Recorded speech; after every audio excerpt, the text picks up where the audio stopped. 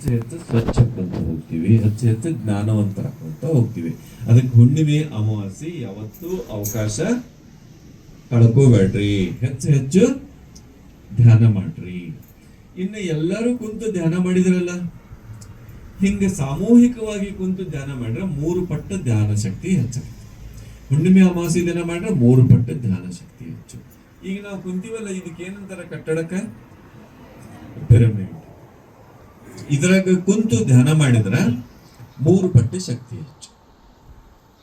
ಈಗ ನಿಮಗೆ ಮ್ಯೂಸಿಕ್ ಹಾಕಿದ್ರಲ್ಲ, ಇದ್ರ ಕೂಡ ಕುಂತು ಧ್ಯಾನ ಮಾಡಿದ್ರ 3 ಪಟ್ಟು ಶಕ್ತಿ ಹೆಚ್ಚು.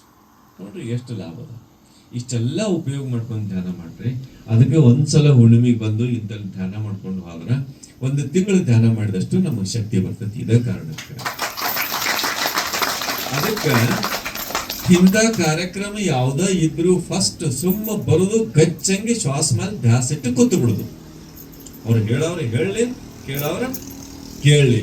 ಹೆಂಗೂ ಕಿವಿಗೆ ಎಷ್ಟು ಬೀಳ್ತೈತಿ ಅದು ನಮಗೆ ಆತ್ಮಕ್ಕೆ ಏನ್ ಗೊತ್ತಾಗ್ಬೇಕು ಗೊತ್ತಾಗ್ತದೆ. ಓಕೆ, ಮತ್ತೇನಾರು ಕೇಳವ್ರದ್ರಿ? ಇನ್ನ ಮೇಡಮ್ ಬಂದಾರ, ತಮ್ಮ ಧ್ಯಾನದ ಅನುಭವ ಹೇಳವ್ರದಾರ.